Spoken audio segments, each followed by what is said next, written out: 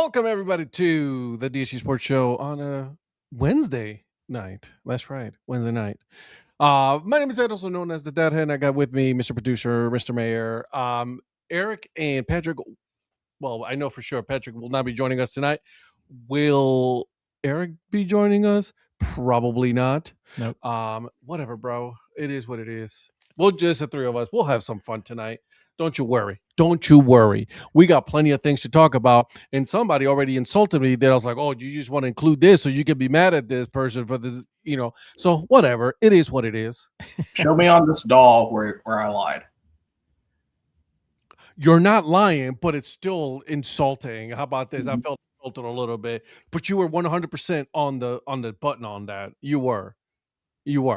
So, anyways, guys, this show is brought to you by Old Ford Baseball Company. If you use the code Dad Hat, that's right, Dad Hat, you're going to get 15% off your full purchase. I missed the sticker club already. Have I told you that already? I do too. I already missed the sticker club. I know it can't come back, and I get that. Things. We got to evolve. How's that? And I can't believe Donnie killed it like that. He did. Me? Yeah, you. Me. No, it wasn't me. I think it was him. So, anyways, guys, thank you for joining us. Like I said, this show is brought to you by Old Ford Baseball Company. You guys check it out. I love their support local baseball gear that look at it. It's so cool.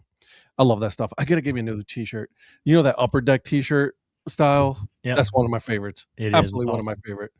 And so gotta make sure to get that. But since we are here, since we are going to be talking about some sports tonight, why don't we go ahead and talk about the hat that we are wearing? Okay. We're going to start with the last person that came and joined us on the show tonight because, okay, I got to restart it and all this stuff. Mr. Mayor. So my hat of the day today was my 3930 from the Buffalo Bison for National Chicken Wing Day. And so I figured I'd break out the 5950. I love the orange and white front panel with this one here for National Chicken Wing Day. That's actually really nice. Yeah. I'll out the chair here. This was the one I had posted on my hat of the day, which I love this one too because it has wings spelled out there and has the same chicken wing logo on the back of it. But anyway, went with the 5950 for the show. Can't get this one dirty during the work day, so I really don't want to get the other one dirty. But anyway, and I, beer helps, as my shirt says. This is from Old Armor Brewing in Kannapolis, near the ballpark where the Cannonballers play. Yeah, but the beer is not. This is Best Day Brewing Electro Lime Cerveza, and I'll be honest, I don't know if this is one that Eric sent me. I think it might be. I'm not sure, but you don't even know.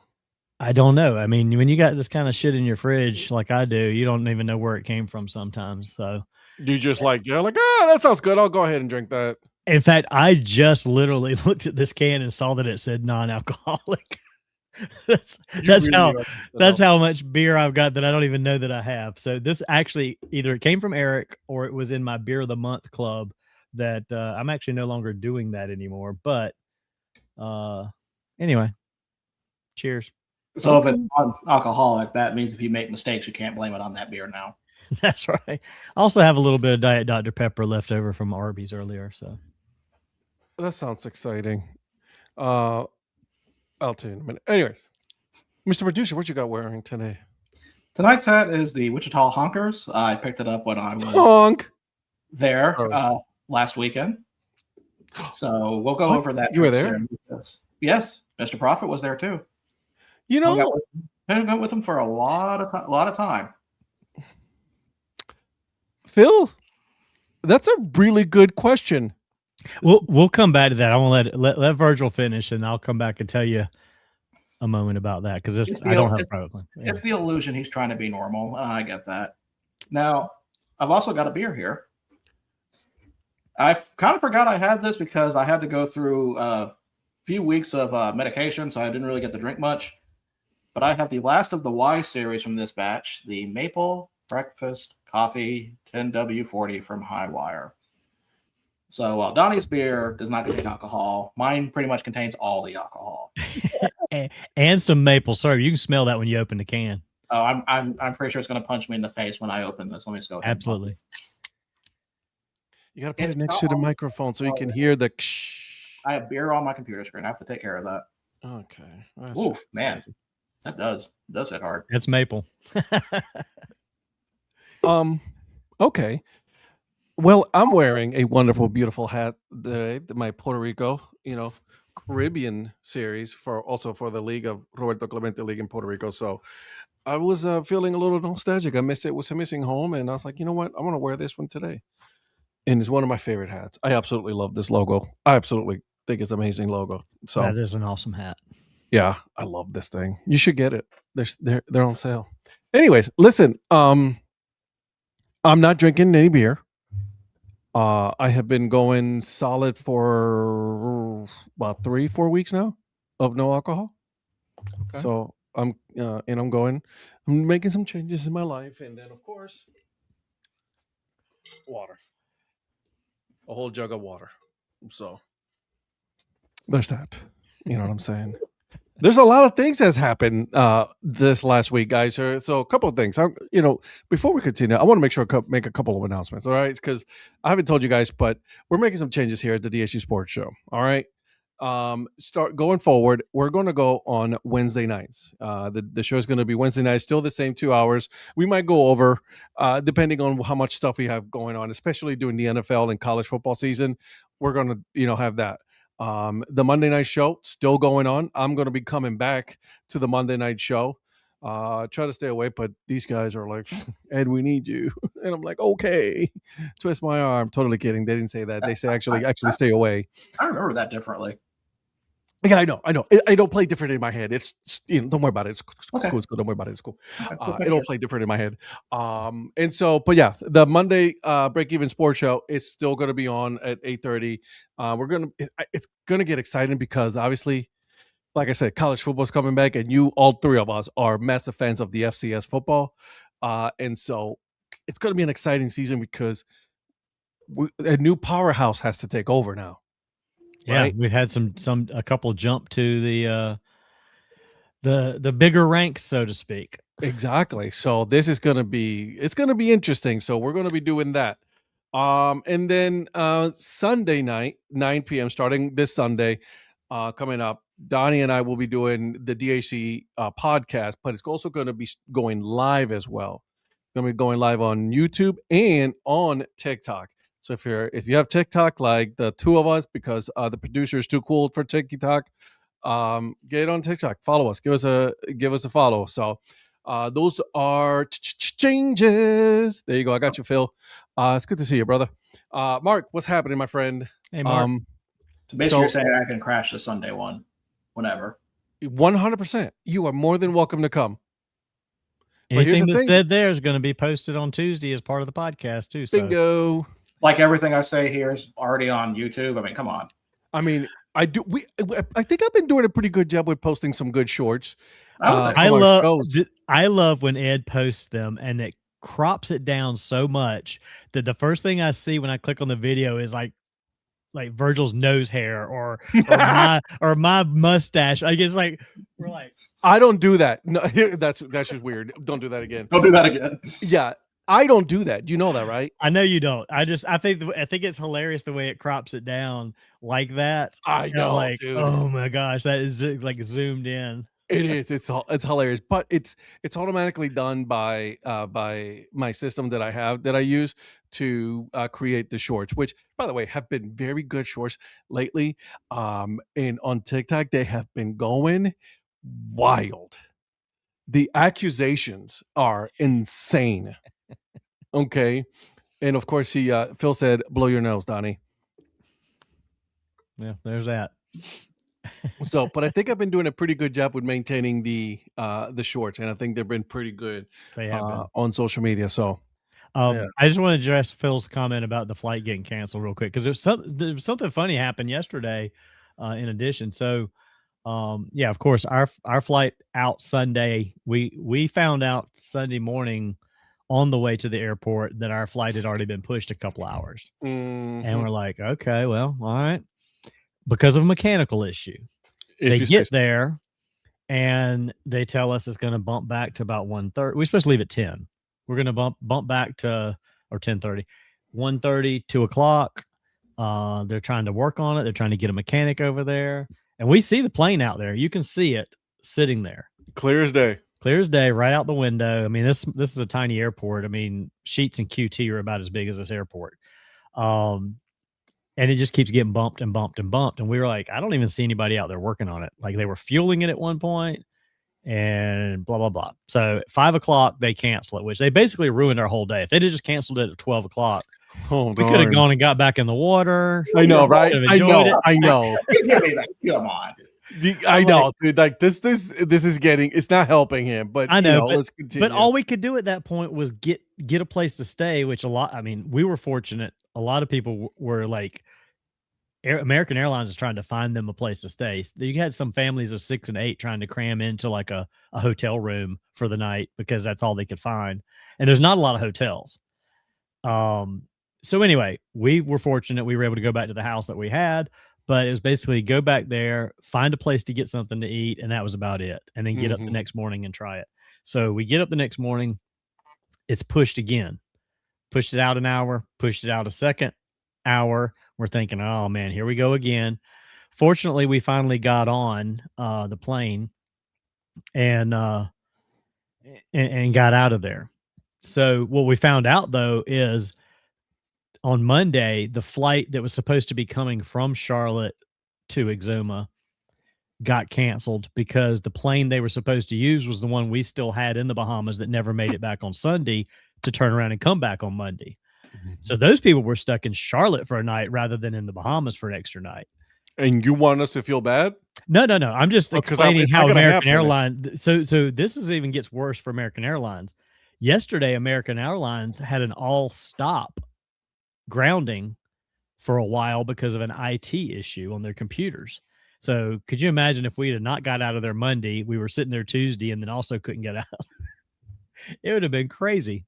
So this is an IT issue. Have they tried turning it off and turning it on again? I assume that's what they probably did. I don't know. But have you cleared your cookies? I wish I did have a private jet at that point because I would have gotten the hell out of there. So anyway, you can't feel sorry for me, being trapped. We do not. I don't know what part of you thought that we were going to feel bad about it. I didn't think you would. I knew you would. No, there's zero chance that we were going to feel bad that you got stuck in the Bahamas for an extra day. I know. Oh, darn. I literally texted him and I said, oh, no. Oh, no. So bad. It's like the plane's like, oh, no, they gave me an extra steak. What am I going to do? I know. Oh, God. And unfortunately, it's on American Airlines. They're going to pay for that extra night, so a free extra night. Oh no! Essentially, at least we hope they will pay for it. They took the information to pay for it, so we'll see. Yeah, well, they'll pay for it. It'll just take about 6 to 8 months, probably for a year. So I'm gonna leave Mr. Producer here for the last because I gotta give. So yesterday. By the way, I don't know if you guys know this, but in this household, a little one was, little Miss Mia, was her birthday yesterday. And she turned 8, right? Hi, you can come over here. Sorry, kiddo. And so she wanted sushi for dinner. So we went to sushi, very good place. 8 years old, sushi. You know what I was eating at 8 years old? It wasn't sushi. Not sushi. It's stuck in the top, kiddo. You're not going to be able to open it. And so she wanted to sit by the bar because she wanted to see the guys make it. And I was like, no, I want to go sit comfortable. I want to go see in the booth and everything. You know what? We got free sushi. Exactly. I should. Why did I ever doubt her? There she is. You see her right there. Guess what we got? Free sushi. Free sushi. And it was so good. It was, it's a dragon egg, Rosa, it's called, right? Yep, dragon. And I'm telling you, it was yum. So yeah, this kid, sushi, 8 years old. So there it is. Sushi bougie. I know. I blame the wife. I'm gonna be honest with you. I'm just 100%. You're not bougie. I know that. No, not even close. So, all right, guys. So someone here was on a nice little road trip this past week. We already talked about Donnie. No, not Donnie. I'm talking about you, my friend. Yeah, it was I a said pretty nice road trip. though. He didn't take a road trip. He took a No, fly trip. I went to a no roads trip. Yeah, exactly. Yeah, he was walking on the sand, doing white people, you know what I'm saying? Yeah. And so you, my friend, went on a nice little road trip, and you got to experience something that I have not done, and I really want to do. I know Donnie and Elsa wants to do it, so please. Yeah. So what Ed's alluding to is I went to a Wichita Wind Surge game. Congratulations. So wait, was that not? No. Okay. So that's part of it. We haven't been to one either. So yes, I did go to Wichita this weekend. Usually my road trips do not involve me staying in the same city for more than a day, but it's true.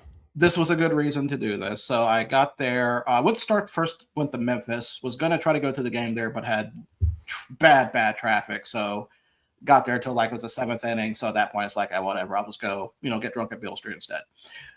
So for Wichita, I was there, but I wasn't there just for the Wind Surge game. I was there for baseball round the clock, the NBC Baseball World Series. So, of course, we have talked about the NBC Baseball World Series here before, a tournament with a bunch of collegiate wood bat teams from different leagues that are affiliated with the National Baseball Conference. Correct. And usually this is a multi-day tournament. I actually arrived in Wichita for opening day, but did not go because it was like 8 o'clock at the time.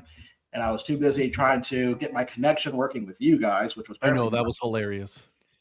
Yeah, I don't know what was going on in there. But Saturday and Sunday, I spent 33 plus hours in a ballpark at Wichita State, the X Stadium, while Donnie was enjoying Bahamas chasing sharks. And it was storming like crazy over here. Absolutely. The weekend. So for the event itself, I'm not going to go into too much detail because there will be a certain podcast where we're going to really be breaking into. Oh, you don't want to go? Okay, earn fun average. I could go game by game, but that's going to take up like 2 hours. No, we're not doing that. Yeah, exactly. Just so give us. So condensed version. Yes, I was able to stay up the entire time. I did not sleep because I did not even take a nap because I was doing scorekeeping for all the games. I even tried to attempt the exhibition game, and it would have worked out if they told me beforehand that there were more batters than slots I had available. I was wondering if you tried to do that game because that looked fun as hell for Terry and Eric. Oh, it was. I was curious like how the scoring would go because of the number of balls and strikes was off different, the way the outs were recorded. Yeah, the balls and strikes are very much on fives at that point. So, yeah. But the way that outs were recorded were kind of the same. So instead of a pop out, I call it a bounce out because if it bounces once and it's caught, then it's out. Right. But yeah, once I was going, because I started it with the first few names and then I got to name 10 and I'm like, I don't have a slot for that. And I'm trying to think of like, okay, there's got to be a way I can work around this. And then it became 11, then 12. And I'm like, okay, there's too many names. So I had to abandon the project after two innings worth. But all the other games I do have complete scorebooks on. And I think it was Zach said on the picture that I looked like I was about to keel over at the final picture. Yes, that was pretty much true. Like I said, I did not nap. I did not sleep. I took a lot of long blinks, I will say. But a long what? A long blink. You know, when you blink and you close your eyes and you wake up and it's 10 minutes later, you know those kind of blinks? Oh, yeah, power naps. Or the ones you do at the stoplight when it turns red and you're like, I'm going to close my eyes. And someone honks a horn behind you? Yeah. Yeah, those are fun. But I would say all but one of the games were really fun. A lot of them, some of them were run ruled, some of them were very competitive. There was one that I felt like I almost wanted to stop becoming a baseball fan because of it. Oh, wow. Because it was just, it seems like everything that could have gone wrong went wrong with that game, including a 6th inning stretch. Come again. The announcer, I guess with the staff and all that were also up at that time, but they rotate announcers, they rotate crews. the announcer, and this was for the Austin Gold Sox, which had Dayton Talkie, by the way. I don't know if you guys knew that, from Oklahoma. The guy who's been basically crushing it in the College World Series. Yeah. And this was up against the Oklahoma Lookouts.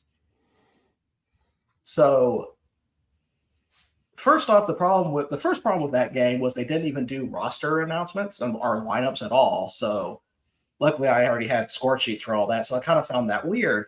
But during the 6th inning, after Austin finishes up the bat, the announcer says it's time for the 7th inning stretch. And I'm looking at Eric, I'm looking at Joe. I'm like, what's going on? Like, we don't know what's going on. And I legit thought, oh my God, I slept through an inning and did not realize it. But that was not the case. And then later on, when the 7th inning comes around, they have a tradition in the 8th inning where they do Sweet Caroline.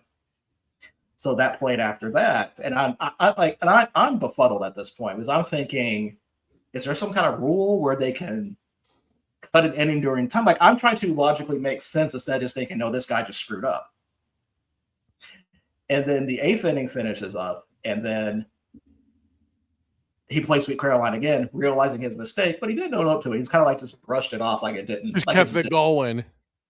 Yeah. So that game went on for a long, long time, and that was the heat of the day on a Sunday. So that was probably the most brutal out of the games. That was probably the first time I was questioning, am I going to make it? And Zach, thank you. I will tell you this: I would love to do it again. I probably will do it again, but I will not be scorekeeping again.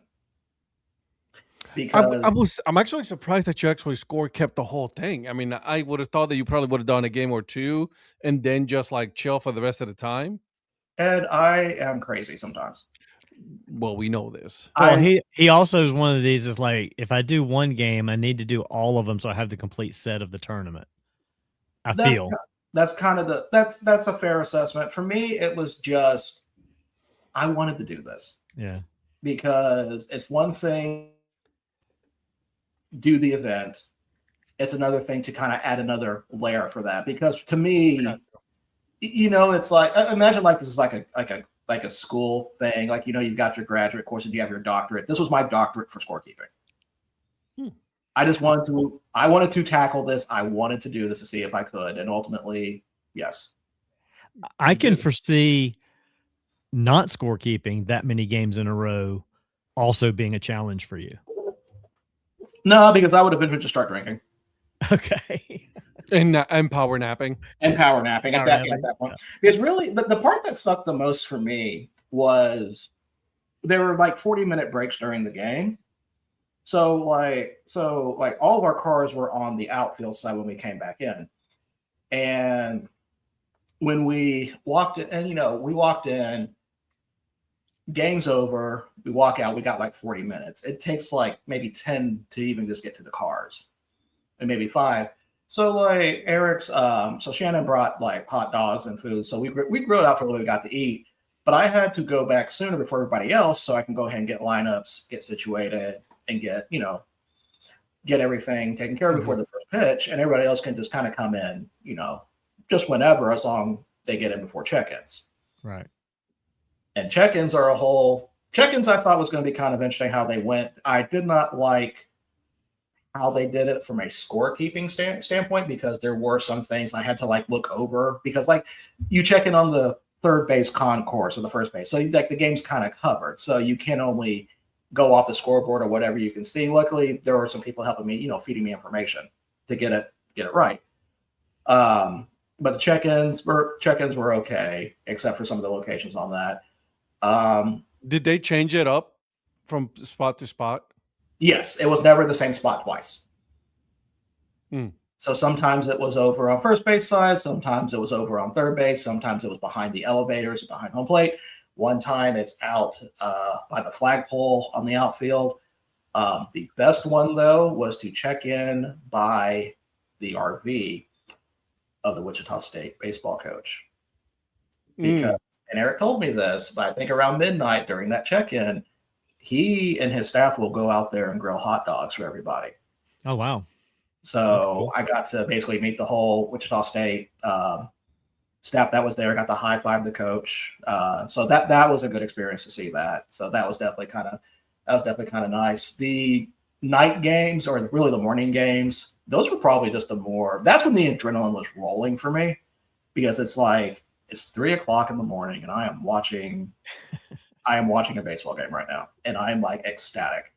And it's finally cooled down. So it finally cooled down too. That was another thing. The sun coming up, doing the sunrise during some of the games too. That was it's just the unique features is what kind of drove that. Seeing that for the first time just made it happen. It was good. Concessions, they were pretty standard. They did have biscuits and gravy in the morning with mimosas. I saw Joe post that. That looked pretty cool. Yeah, Joe had that. So that was kind of a nice touch. I avoided any alcohol during that time for obvious reasons. Yeah.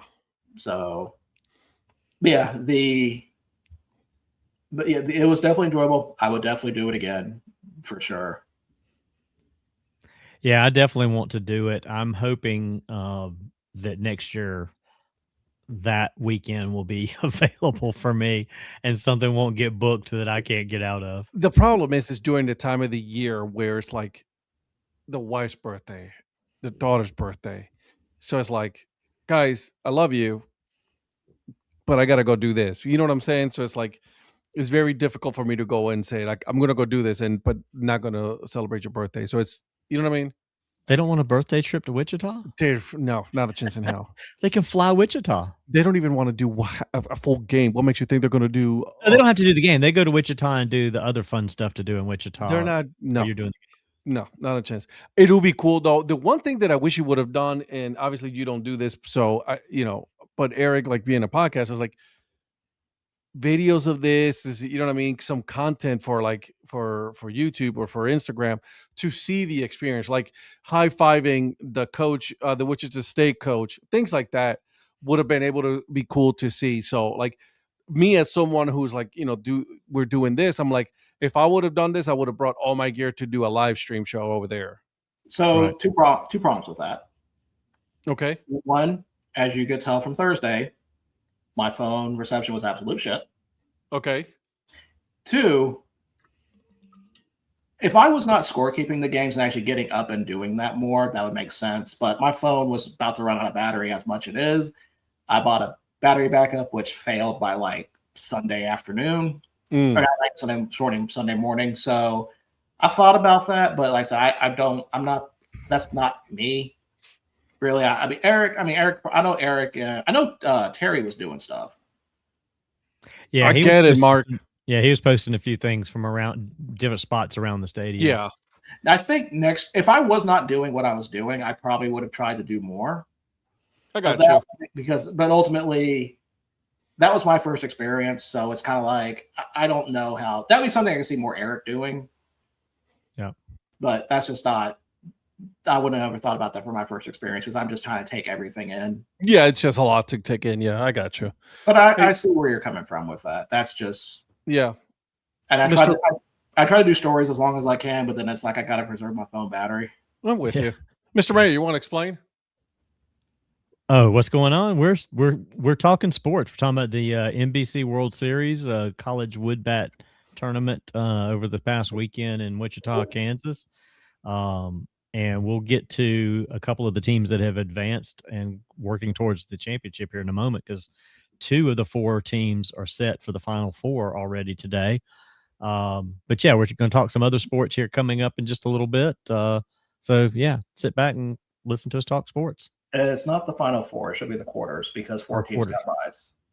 Oh, okay. Well, there's 8 teams playing today. Right. So there's 4 teams that won their groups that got. I got you. So these 4 teams are playing to get to the quarter. Yes. Okay, got you.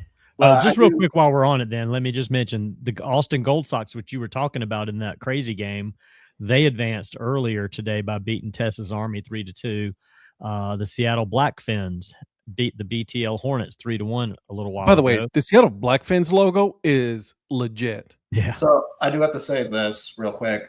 Texas Army was probably one of my favorite teams to watch. Yeah. Just because you can tell from the talent disparity with everybody else, but they have fight in them. They were competitive in their games. Okay. Seattle Blackfins actually stayed at the hotel I was at. Oh, cool. Yeah, their hats only have fins on it. They didn't have the Blackfish logo on a hat. So I was kind of a little not disappointed, but it's like, oh, that's a little bummer. But I got to talk to some of the players at the hotel earlier. They came back. I think they beat TPA Texas in their first game, and they had to come from behind. So their coach was already kind of. He was nice to talk to. Don't get me wrong, but I can tell he was like, we'll do better on Sunday. Well, cool. Well, yeah. So they're moving on, and then the game that's going on right now, as of a few minutes ago, top of the third, Liberal BJs, one of our favorite teams. That's right. And Hutchinson Monarchs are tied 1-1 currently. So. Yeah, that's a big one right there, because really out of Hutchinson and Liberal probably had not the best performances, but definitely were up there with better performances of. I got you. I am a fan of that. I cannot wait for the hat to get here. Yeah. Well, we'll get. Eric said he would bring it to Iowa. In Iowa. So. Oh, I'm glad you said that. Speaking of Iowa, exactly. Our corporate media meetup will be taking place the weekend of the August 28th. So, guys, come join us. Come hang out with us. We're going to go to Colonels and then the Quad City River Bandits. Jesus, the Quad City River Bandits. That we're going to do 2 different games, and then also we're going to go to the Field of Dreams movie site. We're going to hang out, play some baseball. Not really play, so just play catch, and then hang out over there. So come join us again, August 28th, in Iowa. I'm excited for that, man. I'm working on a T-shirt. I think I'm going to sell the T-shirts because I know a lot of the guys that have asked about them. I've done them for some of the members of Kerber Media, and rather than do that, I think I'm just going to put this out there. And if you want to order one, you can pre-order one, and I'll bring it to you. Joe Sheets. I knew what he was going to do. Something that was once a free utility, he's now charging for. Exactly.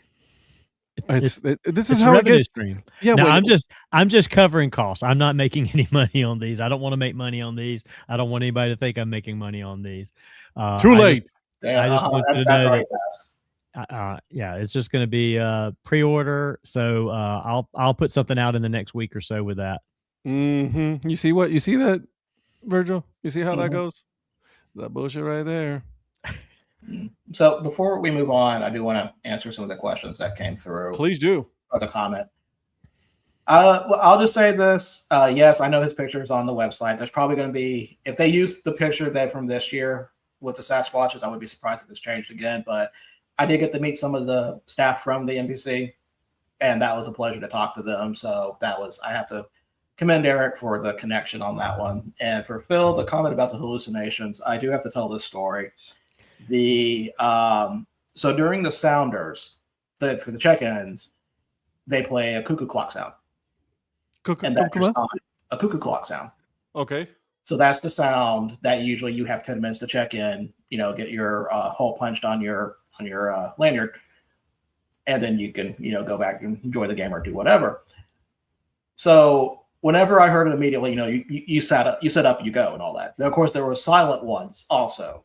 And the silent ones were definitely kind of the fun ones because you have to actually pay attention. Well, I get home Tuesday night, and we have a old style cuckoo clock from Germany that is older than me. And I wind it up for the night because it hasn't been touched in a few days because my mom's in Canada right now. And I'm going to bed, and I hear the cuckoo already up. I was like, oh, wait, no, I have to go back. I have to actually go to bed. So it was a Pavlovian experience because it's like I hear that sound and I'm up. It was like, okay, time to go check in. Wow, the psychology on this, it's insanity. Well, I was thinking it's like it only happened that one time. And I was thinking, because okay, I know I was there for 33 hours, but surely it wouldn't have taken that long to have such a response to that. So I just thought that was kind of funny. So that's the only true hallucination. But yeah, did not get sunburned, which was nice. As I need to go back and look at Eric's before and after group picture because I'm pretty sure with the after picture I look almost 3 shades darker. And then, we're not gonna say that out loud though. do you know where like the worst place I didn't get sunburned, but there was a place that I thought was going to get close, and it was a place I did not think about putting sunscreen on. Your forehead? No, my feet. Oh, you're wearing flip flops. I wasn't wearing flip flops. That was the problem. So that was a close call because I take off my shoes when I got home. I was feeling the itching and the burning. I'm like, oh, this isn't good. But A lot of people always forget to put sunscreen on their feet if they're like, when they're at the beach and stuff like that. That's the one place a lot of people. I've done it. I know that because I've done it myself. Me too. Right. So it's one of those things that you just forget, dude. oh, and like I tell you guys, I rarely put sunscreen on. Why is that? Well, because of my melanin levels are higher than some people. But I got you. even with that, it's like I'm not gonna take any chances on this. I'm gonna put No, I wouldn't either. yeah. So, Well, in a situation like that, you're just sitting there, so it's not like you're moving around. You're kind of in and out of shade. You're just staying put. You're just like of the time. sitting Yeah. and cooking. Even though y'all were in a shaded area, it's still bright and you're still getting sunlight. That just reminded me of the day that we were in Tampa for the Bulls game. The USF game. yeah. Dude, man, we were cooking, bro. That was cooking. That was yeah. if only somebody got us tickets in the shade. If I wouldn't have been scammed by the USF girl there at the ticket Yeah. booth, You're just like, oh, cute girl. Let me I talk. asked about tickets in the shade. That's what she gave us, so she doesn't even know. I know. where I'm seeing. In your defense, you did ask for tickets in the shade, and she's like, oh, okay, cool. Yeah, but see, like none of us were really around him. The sun. None of us were really around him during that part. This is true. You guys were over at the store. I was trying to, make sure he wasn't going to punch the girl through the window. And, I don't know what he said. Touche. I did want to address this with Mark because he said that his daughter's birthday was like 2 days after Christmas, and so he's double the presents. Rhonda's birthday is the week after Valentine's Day, so almost 40 years of being together. February kills me. mid February, like Valentine's, I got to figure out the flowers and the gift, and then the 7 days later, it's the birthday. So July is the day for me. Yeah, is the month. Yeah. July is because you said the daughter and the wife and the daughter. Yep. And so, hey, Zach says, is it sunscreen on the feet or foot powder and change of socks? I don't know. He'll get back to you. He'll get back to you on that one. Really quick, guys, just make sure that you're telling your friends. Currently, we're a little bit over 600 followers on YouTube. And make sure you also go on TikTok. We're trying to get to 1,000 followers here on the channel. So make sure that you guys are telling each and every single one of your friends about the channel. It'll be greatly appreciated. And then, again, we're going to be in Iowa at the end of August, so come check it out or come hang out with us. I'm very excited. Been to Iowa already, but never been to the Field of Dreams, which I'm super excited about to do. So, yeah, same here. That's been on my bucket list for quite some time. Same. All right, Mr. Producer. Yes. What we got? So, baseball trade deadline is coming to an end. Rapidly approaching, but there's really kind of all the talks I'm seeing is about Yankees and Mets, which you don't want to talk about that. No one cares about those. No one cares about the Yankees. The big question right now is Skubal going anywhere or not is the main thing. Apparently, Atlanta is looking like a possibility. But did you know what other team? I'm sorry to cut you off, but do you know what other team that I saw that they're trying to get? Who's trying to get him? Tampa. Oh, okay. That is really outside of what Tampa does. I know. Well, new owner is going to do something different, I guess. Huh? That is true. But imagine if Tampa gets him, dude. I mean, they're in the driver's seat right now in the East anyway. And usually they're the ones losing pitchers after scrambling together a decent season to get into the playoffs. So if they pull off that'd be something there. Imagine. Ed, this is a weird trade deadline. I haven't heard Stephen Kwan trade, but shh. We're not talking about that, okay? I don't think he's going anywhere. I don't think so either. You know why he's not going anywhere? And I'll say this. He's been going through a little bit of a rough patch lately with Cleveland. And so his numbers are down from last year and even the previous year. He's been on a little bit of a decline. Now, defensively, he's a great player. He's really good. But I think he's been hurting a little bit because of the injuries to Ramirez. Right now, his focus is more on him.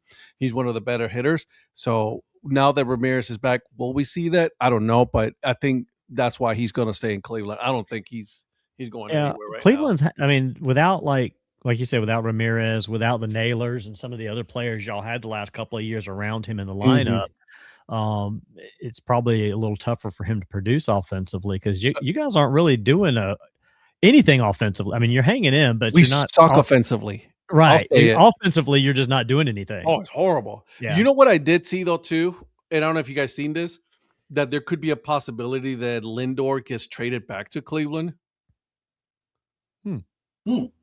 I'll take it. Yeah, I wouldn't turn that down. I'm not turning that down at all. I am all for it. You know what I mean? By the way, Donnie, do you have the Wrexham game on? I do not. My Apple TV remote's still downstairs. I didn't charge the other one. I actually have the NBC World Series game on right now. It's 0-0 right now. 0-0. But no, I don't have Wrexham on. Against Liverpool. Is that on ESPN? Yeah, it's on ESPN app. On ESPN, yeah. Okay, well, I will throw it over here in a window real quick. There you go. Anyways, good trade. There's another one that I saw. Arias might get traded out of San Francisco. I'm sure he will welcome that with open arms. I saw where he might go back to. I think it was Tampa there as well that they were talking about with him. Who was it that somebody just got traded out of Arizona?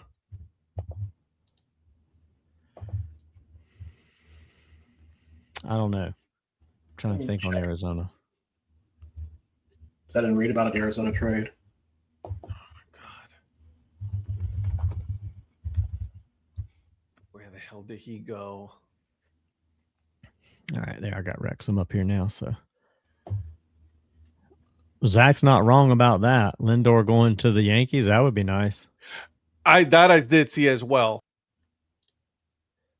I haven't seen anything about a Diamondbacks trade. Yeah, I didn't think I had seen anything, but that doesn't mean that it didn't happen. Yeah. There's a rumor floating around, but I haven't. Yeah, there's a rumor. Yeah, let me see if I can find it. That's just passing off false information. I feel like a trail. Oh my God, no! I did see it, and now I lost it because it wasn't even real to begin with. It probably wasn't. I just saw that, and I just kept scrolling. I saw it, and I just kept scrolling, and I just forgot it. Anyways, and Zach, I will not put this on the screen, but this whole Stephen Kwan thing. We're not doing that. What, this thing? Ah, come on. You son of a... It's not my thing. That's a lot of people that are looking to get traded, man. That's insanity. I mean, at what point, if you're the Mets, do you just like... I mean, it's like they keep trying to spend money and they keep misspending that money for some reason. Who? The Mets. Like they have not gotten anything out of all the dealings they've done. Okay, so let me ask you this then. Does it make sense for the Mets to do just tear down of what they have and start fresh? You are 8 games back from the Nationals. Yes. Huh? Yeah. You are 8 games back from the Nationals. Yes. I mean, I don't know how they get out of some of these contracts, but I would just be like, you know what? We're not going to sign all these big name players. I mean, they must have a shit farm system to begin with, which I really don't know. I mean, I guess I haven't really heard anything spectacular about anybody in their farm system at some of the other minor league teams. But Mm. yeah, maybe they've traded them all away or done something with all these big contracts that they've had. But yeah, they need to quit worrying about spending. They need to quit trying to be George Steinbrenner back in the day and just get players that work together instead of a bunch of stars that can't. That's gel. the problem. I think that he just wanted to go for this big splash, and then it never worked out. Well, and we talked Donnie. about that with the Padres a few years ago, getting all these big name players, and they just didn't go together as a team. Yeah. Donnie. Yeah. Would you like to guess what ranking the Mets farm system is? And this is as of the updated MLB system rankings. Dead last. I'm not gonna go dead last, but I'll say 26. You say 26. Ed says dead last. The answer is 28. Oh, Bonus okay, question. 2 off. Bonus question. There are 2 teams that are ranked below them. Who do you think they are? Oh, wait. I like this question. This is a good question. I like this. Is it the Athletics? It's not the Athletics. Braves are the 26th, by the way. So that's also kind of telling that why they're probably going to be buying a lot more. Angels. Angels is 29. I wanted to say Angels, but I didn't want to offend Zach. I didn't either, but I started thinking about the Angels farm teams, and none of them are doing very well. Careful what you say, Donnie. The Rockies? No, not the Rockies. I'm not going to say the Rockies. I don't think the Rockies have that. The Rockies. I think the Rockies are in the high 20s, possibly. I'm going to go with a weird one. Or low 20s. But anyway. I might be off on this one, but Philly. It is not Phillies. Let me take a look and see where the Rockies are. Rockies are like 21, 22. Phillies are 22. Rockies. Okay, I'm in the teens now, and I've still not seen them.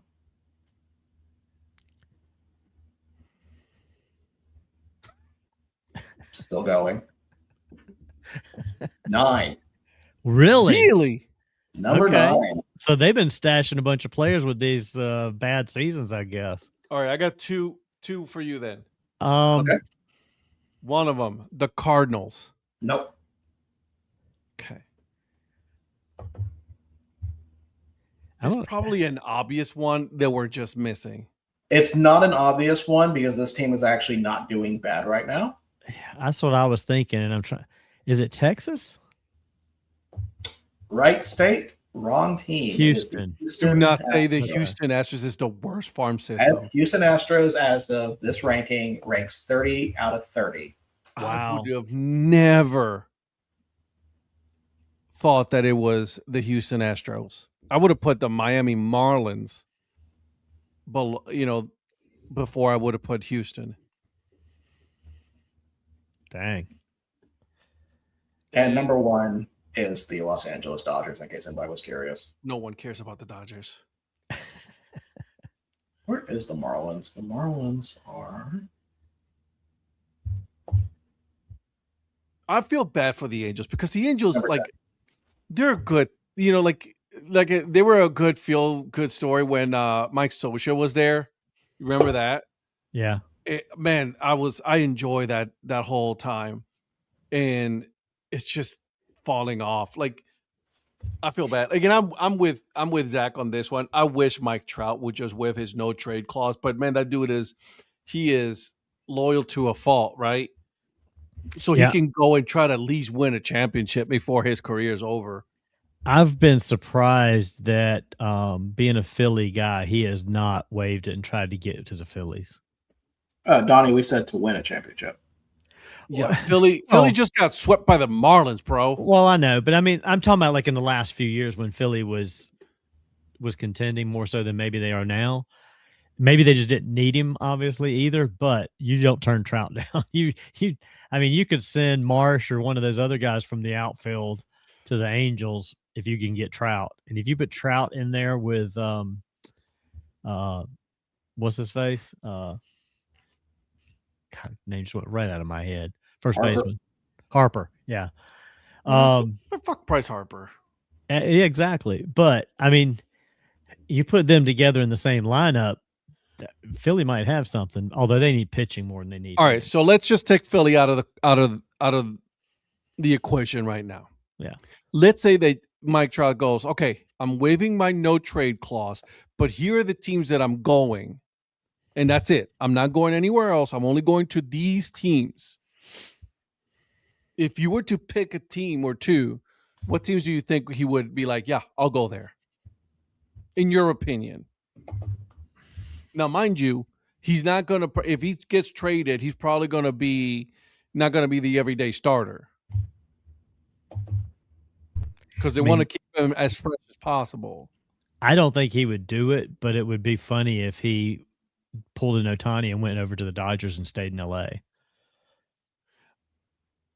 Look at Joe. Joe, you're on point with that one. I say Atlanta. Atlanta was the one I was going to say to start with. I could see him waiving a no trade clause and trying to go to Atlanta. I don't know that he would go to the Yankees, but I wouldn't rule it out either. Does he know about waffle? Atlanta would be a good. I think that would be a good place for him to go. Yeah.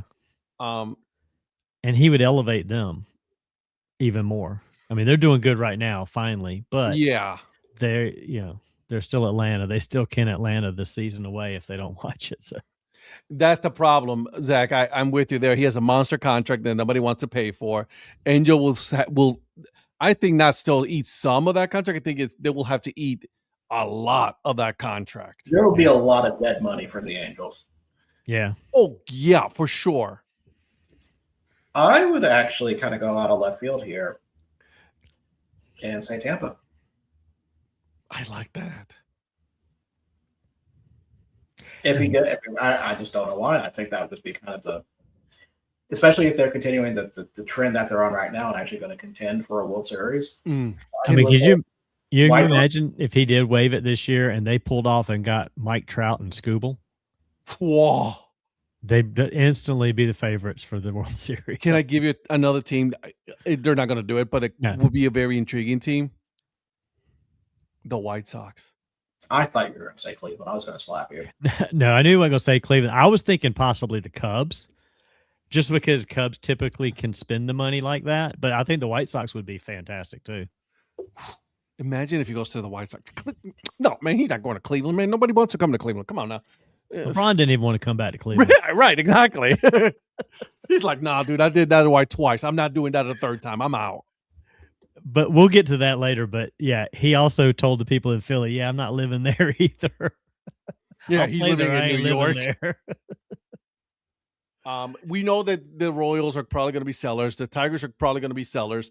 The Twins are going to be sellers. So, like, the only two teams that I see making any kind of trades right now, and it will be Cleveland and Chicago. And Cleveland is not going to make any big splash. They're not known for making big splash, so that's why I'm not putting Cleveland in that. Although they should make a splash for like a good bat. And I've been saying this for how long we've been doing the show, and I've been saying this every deadline. Yeah, we need a big bat. Yeah, absolutely. The Reds are. I like the Reds, but the Reds right now are... They're not going to spend the money. I don't know. In dead last. They are dangerously close to selling territory. Very close. They're 16 games back of Milwaukee. The Pittsburgh Pirates have a better chance of getting a player and trading for players this year. They're above 500. They're 55-54 right now, guys. The Pittsburgh Pirates. See, I wish that owner would spend some money. I mean, I wish that owner would sell the team. True. I mean, it's a shame when you've got Skeens there that they're not the kind of team that would be in the Scooble mix. Like, we're just going to go get another big pitcher to put with Skeens and build around it, and suddenly you're contending. Zach, he is. Listen, at this point, I'm trying. Cleveland needs to do what's best for Ramirez at this point, because that dude's not going to, you know what I mean? He's not going to ask for a trade, right? They're going to have to come to him and just like, hey, listen, dude, we want to do what's best for you. You're almost at the end of your career here. We want you to go get yourself a ring. We're going to trade you to a contender. You know what I'm saying? And he is loyal to a fault, just like Mike Trout, loyal to a fault. He's not going to want to go anywhere. He's not going to ask for a trade. they're not going to ask for one, right? So what's the whole point? Which is disappointing, right? So, yeah, this is a good exercise. I like this one, seeing where with these players are. Scooble, unfortunately, it started bad at the beginning of the season for Detroit, and it's just going to end bad for Detroit, which is disappointing, right? Because last year they were close. Well, I mean, and they're not that far out of it. Mm-mm. They're only 5.5 out of the division lead right now. So it's them letting him, like, getting rid of him and like throwing in the towel. Basically, it's like, I don't know. You're so close. They're going to get rid of him. Oh, I know. He doesn't want to be there. Yeah. Detroit's also a team that I can see, dropping, selling him and then just, bolstering their farm system again, because they used to have they were pretty top on the farm system before their, I know one of their big ones, I think, is still not there. You're Max Clark, but McGonigal's there. And he's been, he was an all-star. So, I mean, like, he's having a great year already. So they just need to reload on that. I think they'd be fine even if they do get rid of him. Well, I mean, you go look back historically. There's that famous picture of all the Detroit pitchers that went on to win World Series elsewhere. Like, they brought them up through their farm system, like Verlander and those guys, Scherzer, and it's like, then they couldn't keep them. It's like, why not spend the money to keep them? And it's funny. I mean, the Yankees overspend stupidly a lot of times. They especially did it back when George Steinbrenner was around. I don't understand teams like Detroit that don't look at this and be like, you know what? I don't care what the luxury tax is. We're not letting all these guys go. We're going to find a way to win with all of this. They just don't do it, though. So there's two things with that. One, a lot of owners are stupid. Yes. Absolutely. And two, a lot of owners are stupid. Yes. Yes and yes. That's right. They're so smart with business, and yet they think that they can just like go and become owners and dictate what they want. They're looking at it as fans. They're not looking at it as like an actual like business. See, that's the way Steinbrenner, and I don't want to keep harping on this, but Steinbrenner looked at it this way. I don't care what it costs today. It's going to reap rewards in the future. These guys look at, am I losing money today? Am I losing money today? Am I losing money today? Like, quit. Like, they're playing day trading where others are like looking at long-term investment. And that's how you got to look at it with these things. You can't look at a baseball team like a day trader and like, oh shoot, we're losing money this year. So what? In 2 years, if you let it roll and you're winning championships, you're going to be making money like you don't know what to do with it. Yeah. I mean, look at Donnie. He knows this. Absolutely. And I'm spitting this advice for free. Shouldn't. Who wants to live in Detroit? Listen, I left Cleveland, and they're very close. When you're making that kind of money, you're living in the only part of Detroit that's probably worth living in. You're probably living outside of Detroit. Or outside of Detroit. Is it Auburn Hills, like the fancy place? Yeah. Yeah. Yeah. Where the Pinsons play, the Palace of Auburn Hills, you know what I mean? Like, we ain't going up down. Detroit? No, we ain't doing it. Oh, don't come at me, Detroit people, okay? I'm from Cleveland, so I don't want to hear your bullshit, okay?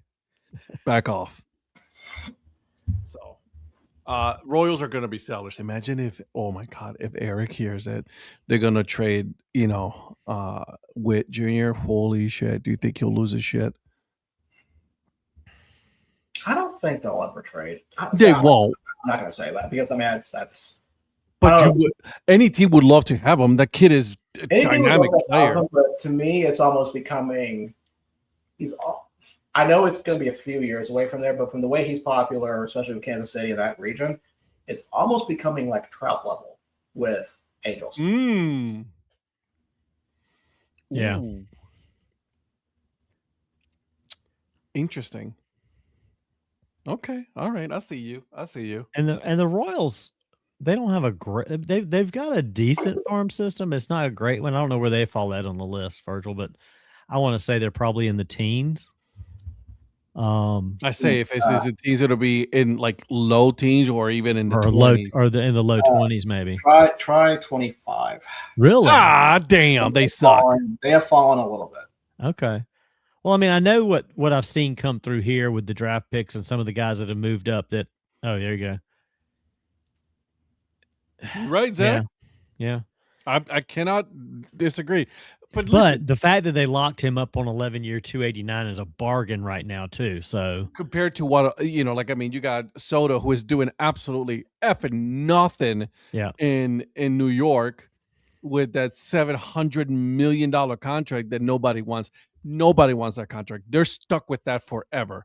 Like, that's it. You're done. Yeah. Like at the very least, that Bobby Witt Jr. is 11 years, so you can say, all right, we can do something with this. I still think Kansas City has a lot of their talent stuck kind of at high A and double A. They haven't even really made it to triple A because Omaha's not been doing great. And I don't know if it's just they're teetering out, but I know some of the people that have come through in the last few years, they're still a few years away from making a difference. And that's maybe the thing is in a couple more years, still have Bobby Witt there. He'll be, at the point of like, oh, he's still got 8 or 9 years left on this contract. And now you start plugging in the pieces around him. I mean, Garcia is really good.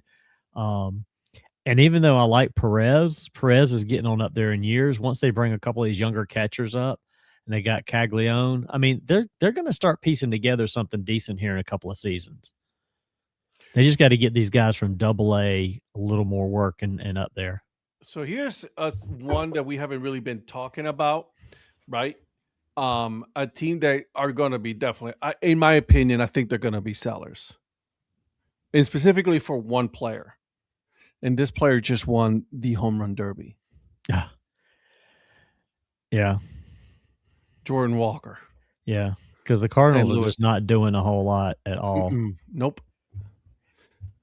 I think he gets traded. And unfortunately, I think he gets traded to one of the big threes, which pisses me off. I mean, he's the kind of guy I could see Atlanta going after more so than some of these other names we've talked about going to Atlanta. I don't think Atlanta needs more pitching than anything. I don't know if they really do, but I'm just saying it just on the surface, though, he seems like the kind of guy they would go after. I don't know that they will, but you're right. They need pitching for sure. Yankees is the kind of guy that they will go after. Yeah, I can see that. The Yankees would go after Jordan Walker. Yeah. You know what I'm saying? So like I'm looking here, it's like, it's going to be interesting because he's raking, you know what I'm saying? Yeah. There's a lot of teams that are. Go ahead, Virgil. Why would the Yankees go after Walker when they have a bona fide home run hitter and Carlos Stanton just ready to come back? Oh my God. At what point are you going to get rid of him? Like, at what point are like, dude, it's over, bro. Yeah, I mean, just send him back to Miami. Maybe he'll have fun in Miami. I don't know why you don't cut. Yeah, I would send him to Miami and pay the whole fucking contract and just get rid of him.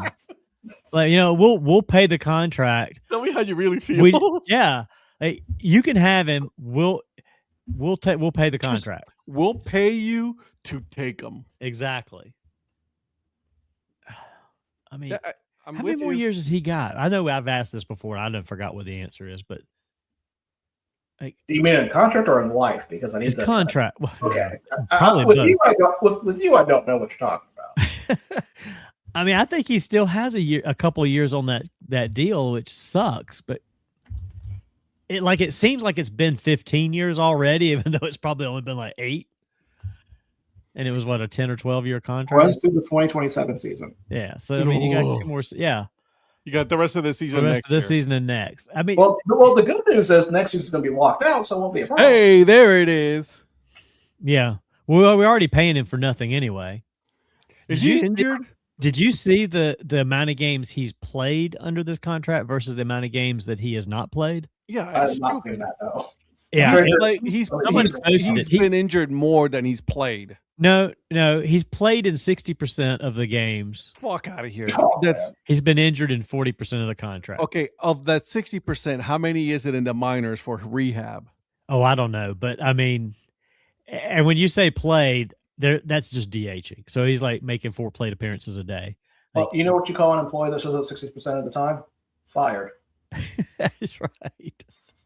Not in major sports, brother. No, I know. It's load management, Donnie. You got to get used to it. Oh my God. Load management. How about the Orioles? 2 years ago they were like, damn, these guys are young, they're hot, they're kicking it, and now it's like they just went. Do you think that Peter Alonso regrets going to there? Probably. I don't think so. Well, you don't think so? No. Probably not. He probably is glad to be out of the mess of the Mets, and he's probably better off personally. And I mean, he's making a shit ton of money, so it doesn't matter. He's fine. Yeah, but. Yeah. I mean, hell, he's in a better position right now than he would be with the Mets anyway. As bad as the Orioles are, well, I was just gonna they're say, still better than the Mets. The Orioles are 2 games back right now, the last spot in the wild card, while the Mets are probably already eliminated. 10.5 back. Yeah. If you ask me who I think would bounce back between the Mets and the Orioles, I would probably say the Orioles at this point. I would stay with the Orioles. Yeah. And Zach's right about that. Rutschman was he was the hottest thing a couple years ago too. See, well, that's the thing though. Like with Orioles, they don't develop their pitching, but in Cleveland, they develop their pitching. They just can't develop hitting. They are absolutely the worst at developing batting. And you're telling me you're not going to pick up a bat, and this is what pisses me off about this team. You have a really good pitching staff already. You're good. You're set there. But you need your players to help you out, manufacture some runs, and they're not doing that. Well, we can trade you Stanton. I'll take him as DH right now. Yeah, I would send him to Cleveland. I'd be like, you know what? We're going to send you to Cleveland. The problem is in New York, he's not doing anything in New York, right? No. So in Cleveland, you know what I'm saying? Although, man, imagine putting him, Ramirez, and Stanton right now. I mean, it could actually help you guys. There's a guy who I think could release a restaurant guide for New York, considering all the time he has now. It'd probably be Stanton. Yeah, like, dude, just go away. Yeah. You know what I'm saying? Like, and then God bless you. Because no offense to the Yankees, I don't think they're World Series contenders. No, not this year at all. Well, you know who's also not World Series contenders? That's the Philadelphia 76ers. Just up LeBron James. Thank you. There's nothing actually wrong with that. So I'm going to be honest with you in this one. I am surprised. Why is that? Philly was really not on my list of teams I thought he'd go to. Who was your top team that you thought he was going to go back? I honestly thought he was going to go back to Miami. So did I. That was before that leak stuff came out. Like, I thought beforehand because he's already done the Cleveland. He's already come back twice. Miami just seemed like that would be the next step. I would be surprised at this age, at this part of his career, he would be taking on with a new team. Here's the thing. My thought is I thought Miami was a better option, in my opinion. Cleveland is a good team, but like they would have had to do a lot to change their way they have their structure of the team to make it work with LeBron. So it would not work. Right. Mm-hmm. And so, but I think it would have been a cool story to see him retire as a Cleveland Cavalier. Right. Because I think this is his last contract. He's done. Yeah. And so, by the way, Liverpool just scored a goal. I just saw that. I was getting ready to say the same thing once you got to a stopping point. Right. And so I thought Miami was a better fit. But from everything I've seen so far, the talent, there's a lot more talent from the experts, right?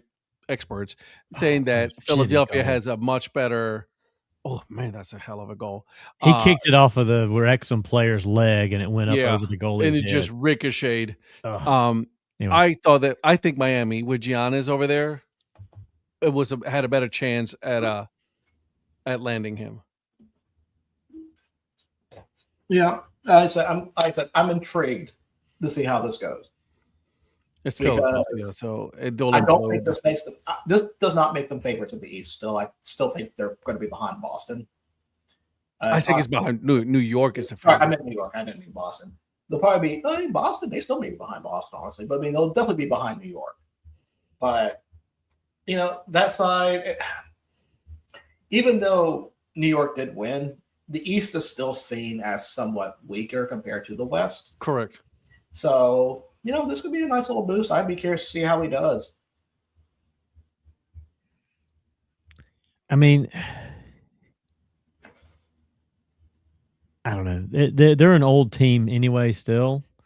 But I mean, you got LeBron. If you can keep Embiid healthy, and they Okay. just got who do I they just? have a better chance of growing long hair, like Well, that's actually like growing hair that's like than Stan's, Embiid staying healthy. Come well, on. yeah. I mean, that's like asking Stanton to play 162 games. It's not going Right. to happen. But I mean, if you can get him to stay healthy at the end of the season or get him healthy for the playoffs, that could help. But they also got didn't they get what's his face from the Celtics? Yes. Jalen. Brunson. No, So I mean, Brunson's or, next. Brunson. or it wasn't Brunson. It was Jalen Brown. Jalen Brown. Yeah. So I mean, Which means they have a scapegoat when LeBron fails. well, you've got actually between LeBron, Embiid, and Brown, you've got one solid player and two, in walkers, getting the ball down the court. So I don't know. I think it could actually work. If it could work anywhere, it's going to be in the East because the Knicks are, not Well, necessarily. he does have an easier path to a Yeah, championship. that's what I than mean. He It's an does in the easier path. West. And It's not guaranteed, but he does have an easier path. Oh yeah, there's no San Antonio, there's no Oklahoma City, there's no Denver to worry about going through the playoffs. Oh, I get that part. Yeah, and it's all about getting to the playoffs and getting to the championship, and then you worry about getting past one of them in a 7-game series. Hell, even Minnesota. Minnesota was freaking dangerous in there in the playoffs. So, yeah, like the East is he at least he calculated this correctly to saying that the East is where he wanted to go because that was a better chance of him going back into the playoffs and make it far into the playoffs. I'm not going to say championship. I'm just saying far in the playoffs. Yeah, I mean, and he has a way of bringing some other people in. So I mean, if he can get a couple more pieces in there, but the problem is they're capped already. They're strapped. Yeah, I mean, they're not going to get any big name players, but they can make probably some shifts around. They literally have to release a player or trade a player in order to sign LeBron. That's how bad their salary cap is. Yeah. Oh my God. Yo. That was close. So close. Yeah, I'm watching Trash Pandas right now, so I don't know what's happening. Wrexham is actually not a bad squad, guys. He almost got a header in there. It just went right across the top of the net. Let me see if they have promotion favorites for championship out or not yet, because I'm curious where they're ranked. Since it's the three of us, we really should talk about what's been going on with. But I want to move into the NFL because I got some things I want to talk about in the NFL. Oh, go ahead and start with that. Okay. So, and I sent this to Virgil earlier today that I wanted to talk about this. I wanted to ask him, to put them on the discussion sheet of the 5 teams with the lowest chances to make the playoffs. Okay. But this is according to like all the betting sites and all of that. Okay. And so I'm going to give you some names. Okay. And I want you to know, well, actually, Donnie, without even looking, who has, I'm talking, this is bad. 1,800 plus 1,800 longest shot to make the playoffs. Who do you think that is? That's got to be the Cardinals. I mean, that's kind of the obvious one. That is the Cardinals. And I already, I think, know who the second obvious. All right, who is that? Miami. Those are the 2 worst teams in the NFL. Yeah, so Miami is after that, I was right kind there. of a toss-up. I'm not sure. So we got 3 teams. One of them is my team, just so you know. One of them is my team. I figure Cleveland's in there, but I've got a It's feel. roughly between plus 600 to plus 850, depending on which side you want to go to. I'm looking at different numbers, but the same variances. Cleveland, number 3. Okay, so we got Cardinals. So the version I have does not have Cleveland at 3. Interesting. I like that. But it's very razor thin between the 3rd team and the 4th team. Is it New Orleans? It is not. No, this is only AFC. Oh, AFC. I'm talking. This is all teams. Play all teams. Let me look at all teams then. So all teams. Cleveland, okay, then my rule still applies. Okay, so you got number 1 Cardinals, number 2 Miami. And this is I'm looking at this is Yahoo Sports for me. Okay. I'm looking at Fox Sports. Okay, number 3 Cleveland. Who you got number 3? Jets. Interesting. The Jets are not on the top 5 for me here. Really? Yeah, New Orleans. I would have said the Jets had to be in there. I'm gonna be honest. I think the Panthers are probably in there. Nope, Panthers are not. Nope. Okay. The Panthers are actually a pretty good team. Although I know they are. They did lose their wide receiver for a couple of weeks with an LCL strain. I saw that today. Yeah. The New Orleans Saints is number 4 for me. Not for me. Who's number 4 for you? Raiders. See, I don't have the Raiders at all here. In number 5, the Tennessee Titans. Titans. Wow. That's wild. First of all, Miami, I see. Arizona, I see.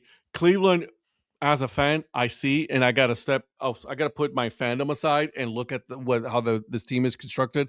Brand new coach. We have no idea, no clue whatsoever who's going to be the quarterback for this team, right? Is it Shador Sanders? Is it numbnuts over there? Like, we don't know, right? We don't know. The New Orleans Saints are a hot mess. The New York Jets, I don't know why the New York Jets are not on this. It's intriguing to me. And the Carolina Panthers are pretty low, but they're not that low. Panthers are 7th from the bottom on my side. Yeah. But there's some I don't agree with this listing because to me, and this is not even going with what happened today, I think the Falcons should be a lot lower, or in this case higher on this list than everybody else. I think the Panthers and Saints have a better chance than the Falcons. I agree with that. Yeah. Okay, so here's interesting. Opening odds. Let me see here. For the Carolina Panthers are plus 220 to make it on the Yahoo Sports. Interesting. Cleveland is a plus 600. The Bears are plus 100, so they're not too far off from Carolina. Yeah, I've got Bears at plus 108 on mine. I don't know, man. I agree. I don't think Carolina should be on the list. I think the New York Jets should be on the list. Oh, yeah. The Raiders should be on the list. Yeah, I'm trying to think of who the other teams are that are kind of down. The biggest surprise to me on my list. So it's split between NFC, AFC. Okay, I like this one. Tell me. But I was able to do an aggregate on this. Do you want to guess who is the second best odds to make the playoffs? Would you hit AFC? AFC. Second best? Second best odds to make the playoffs. The best odds is Buffalo. Correct. New England. Nope, they're third best. So Kansas City? Fourth best. Really? Yep. I'm intrigued. Now, if I'm asking this question, you have to think how they were last year. Cincinnati? Cincinnati is in the middle of the pack on this list. Hold on. I'm going to think about that.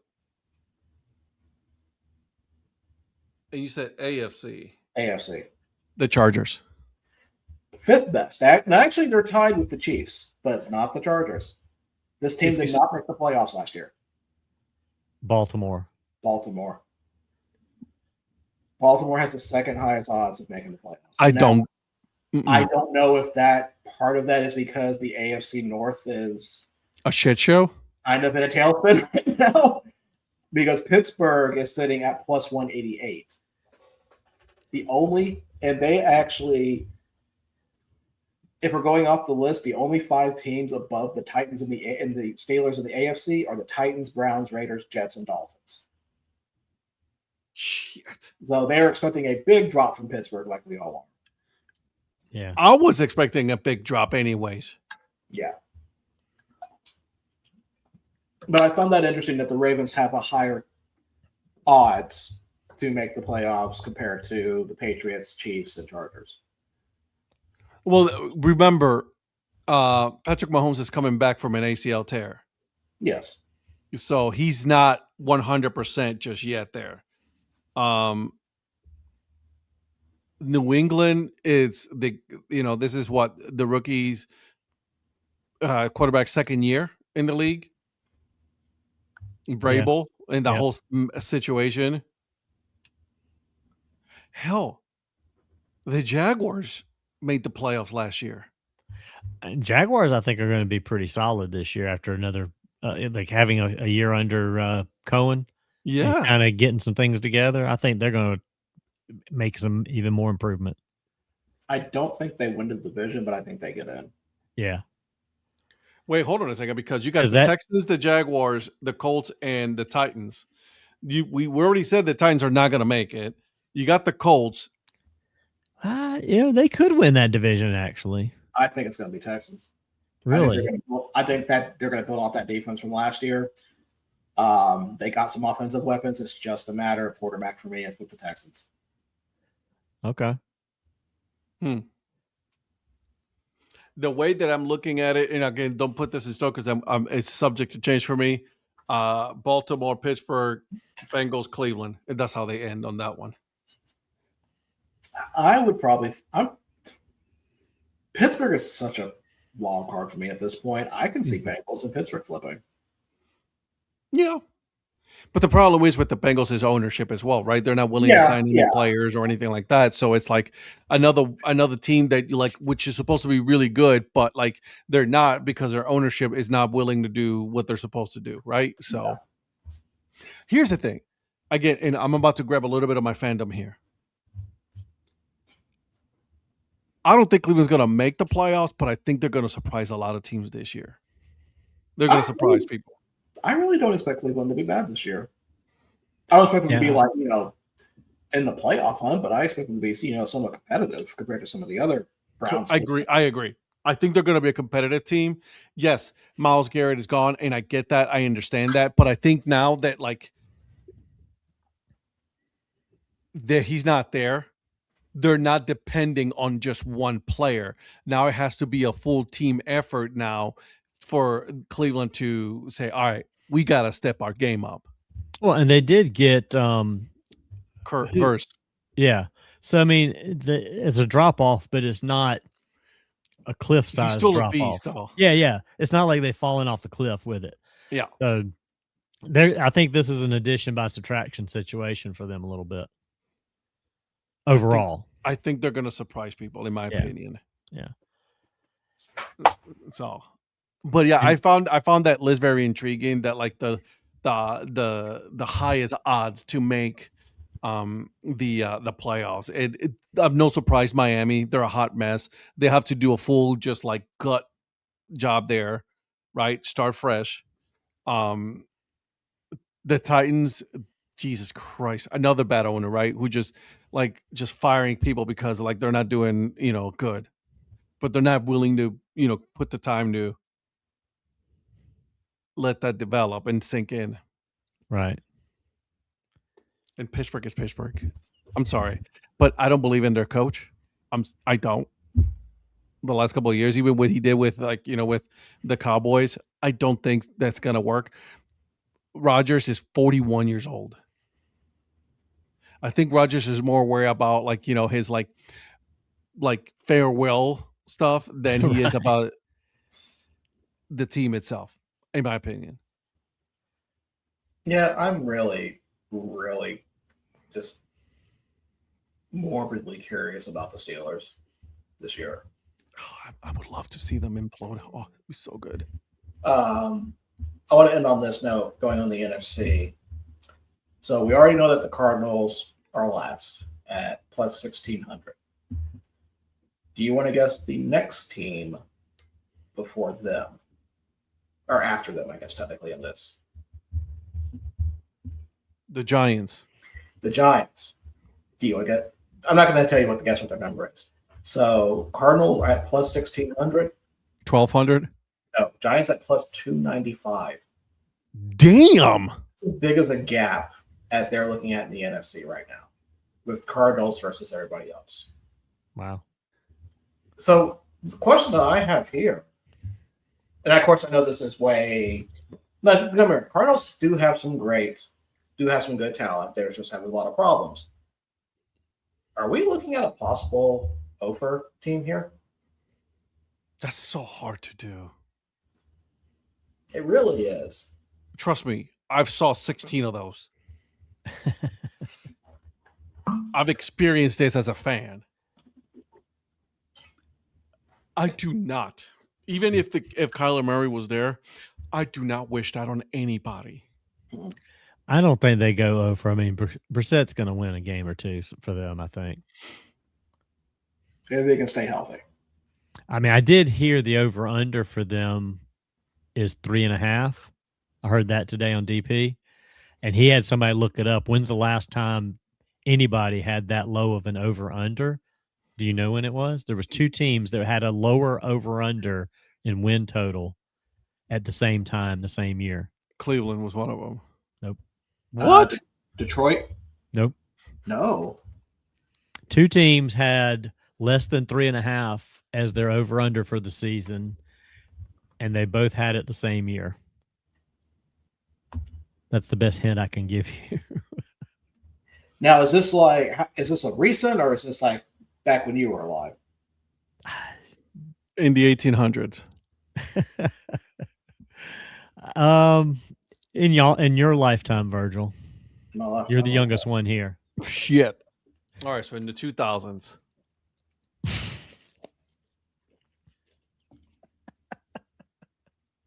There's a whole other decade in his lifetime other than the 2000s. I'll put it that way. So in the 90s? Okay, I'll give you that. It's in the 90s.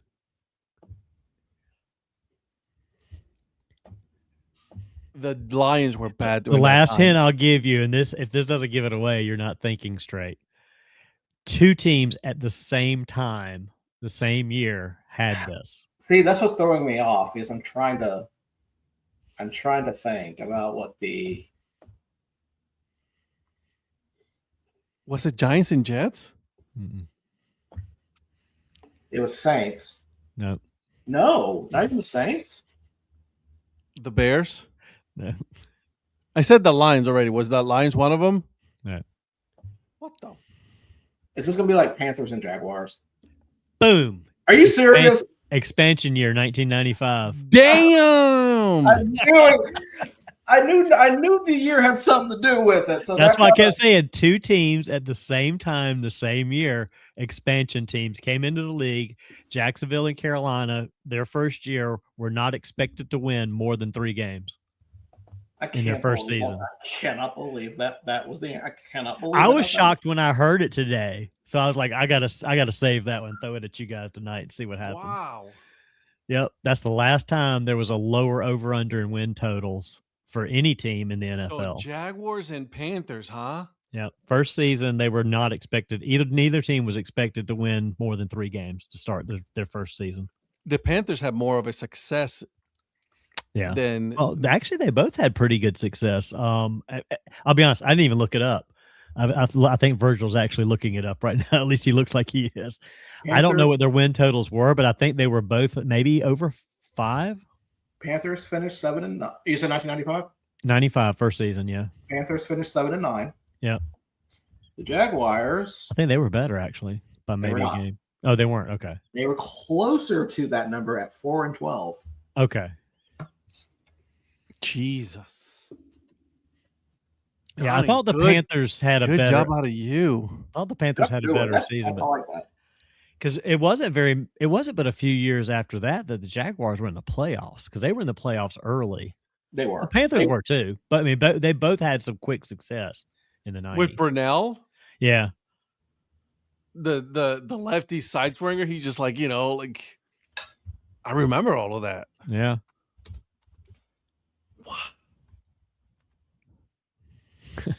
This is going to be a wild NFL season, in my opinion. Yeah. And we haven't even started discuss this. And you know what? It's probably, we should probably discuss this and let me know what you guys think about this. So, and this is a transition now that the NFL, we're going to continue with the NFL talk next week, because we're getting hey, training camp is happening now. I mean, we're starting to get there. We're already there, right? A Hall of Fame game is next Thursday, the 6th. So who plays the Hall of Fame game? Carolina and Arizona. Before you do that, I do need to circle back on. Is there an over/under on that game already? Oh my God! Yes, there is. Shut up. Over/under 36.5. Carolina's -1.5. I mean, it's all the backups playing anyway, so all the rookies and stuff are playing. I'm excited to watch some football again. What were you going to say, Virgil? I wanted to circle back on something you were asking earlier. You were asking about Wrexham's promotion odds. Yes. So currently they're sitting 5-1, which puts them as 7th as possible promotion favorites. Second? 7th. 7th? Yes. Okay. I mean, I'll take it. Your promotion favorites are, of course, the 3 teams that went down. So that's West Ham, Wolverhampton, and Burnley. When it comes to teams that are been in championship, possibly being promoted, you have Middlesbrough, Birmingham, and Sheffield United, which that one surprises me considering how their season went, as the 3 possible favorites before Wrexham. Yeah, I don't know about that. Birmingham, I can see Middlesbrough, but they play so good against Birmingham, though. Which, by the way, have you watched the latest season, Donnie? No, I haven't yet. I Woo, baby, you're about man. Listen, yeah, I need to get on that. I'm on episode 3 now. Okay. Real quick, I watched the documentary on Netflix, Being Eddie, on Eddie Murphy. If you haven't watched that and you like Eddie Murphy, you got to watch that. That is fantastic. Because it's basically a 2-hour or hour and 45-minute basic interview with him and a lot of other comedians and stuff. And his brother was in there. R.I.P. Yeah. Yeah. There's some pretty good stuff about his brother too. But like Dave Chappelle, Kevin Hart, Jerry Seinfeld, a bunch of guys, a lot of comedians interviewed.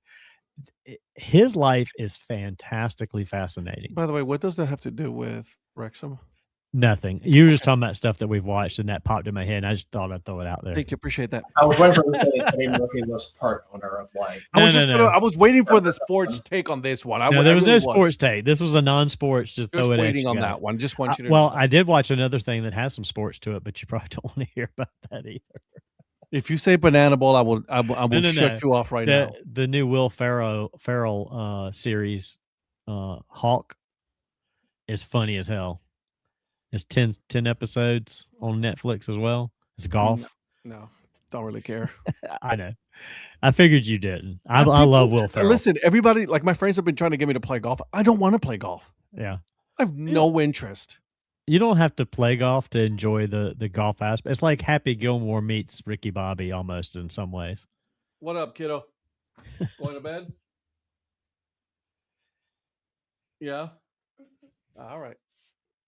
Happy birthday. Happy birthday. You want a what? I want a putt-putt. You what?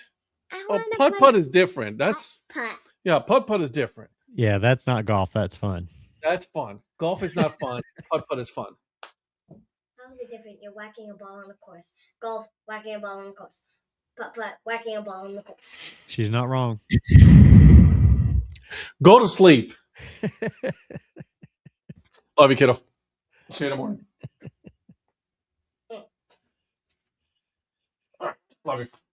Go. Okay. Oh. Bye. Don't tickle me.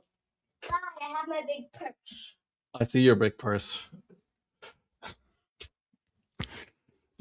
Anyways, all right. So there's one more topic that I want to talk about. If you're okay with this, Virgil.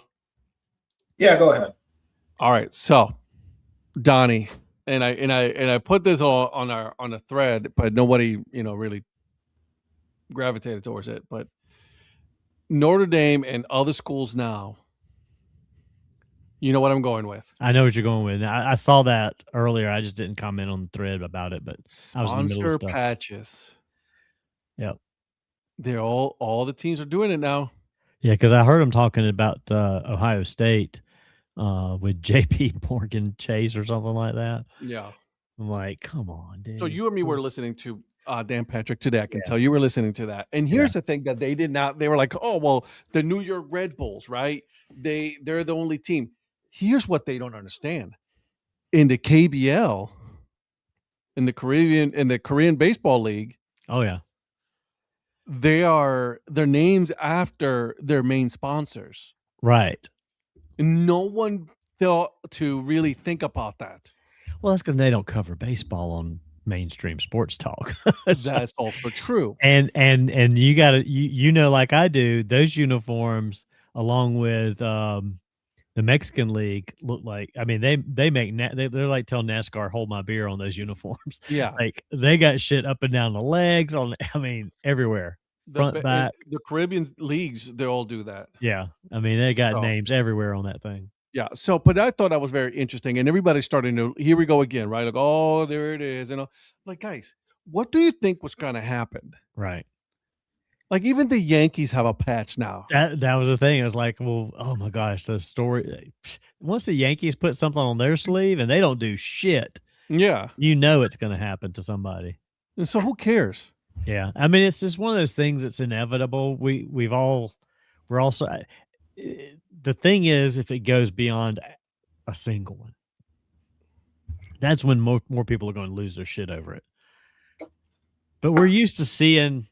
Well, it's like they said too. Again, you heard it today too. It's like, well, the Nike logo's been on there, and it's like, well, they make it, so it's got to have their logo on it. Well, they don't have to have it right there. Nike doesn't make it; it's Fanatics that makes it. Well, I know, but I mean, you know what I mean. Like Nike, Under Armour, their patch on it and move on. Whoever, they have their stuff on there because they're the manufacturer, they're the whatever. But but anyway, yeah, I think if you're right, every team in college is going to eventually have it. They may not all have it this season, but I guarantee you by next season they will.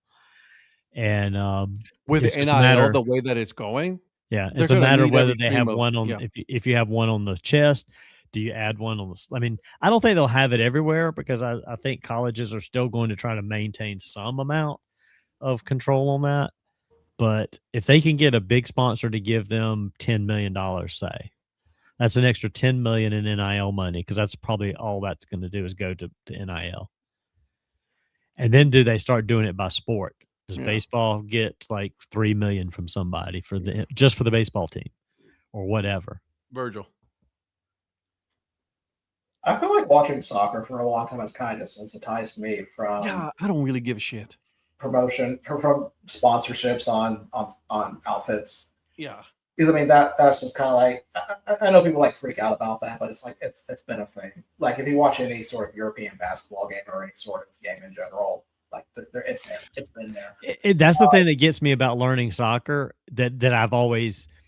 I mean, I'm getting used to it, but that was one of the drawbacks for me watching soccer was like I couldn't tell based on the crest who the freaking team was. Because I didn't know the crests. I didn't know the symbols. And I'm looking at a team and I'm like, Emirates. Like, I don't know who the fuck that is. I know who Emirates is. I don't know what team that is. Like, See, for me, it was the same thing with that as you, Virgil. Because like down in Puerto Rico, like all the teams have so many sponsors on their jerseys on the baseball leagues, right? That it just doesn't I'm so like numb to it, like you said, so desensitized to the point. It's like, oh my god, look at all this. I'm like, on the batting helmets, they're sponsors, on the hats, they're sponsors, on the jerseys, they're sponsors, on the pants, they're sponsors. No one cares anymore. Yeah, when I first started following soccer, I recognized the teams by the sponsors they were wearing for that year. And then when they change it, it's like, okay, that's when I had to start learning the crest. So but that's just how it's always.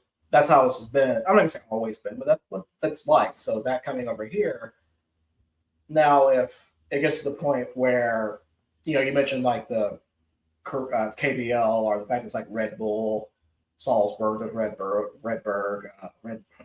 Bull Leipzig, Red Bull New York. If that will probably be when I think a lot of lines will be pushed if a sponsor wants to take over a team name. It won't happen in college, I don't think, but ultimately, like they're calling themselves like the Raleigh Cheer Wines or something like that, right? The Carolina Cheer Wines. You're not going to see that.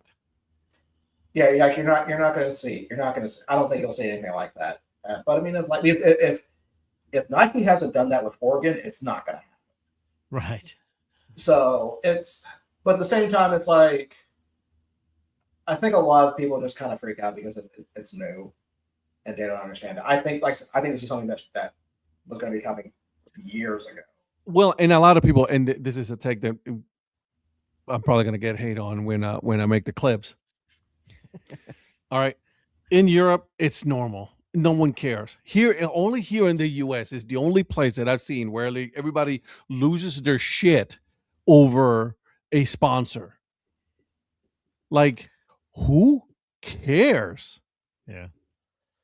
I would only kind of, I'm not going to say care, but kind of like go, oh, if it's like a gambling, like online gambling or a crypto one, like something that you know shady. The thing that got me was when the umpires were umpire uniforms in MLB were sponsored by crypto, the FTX.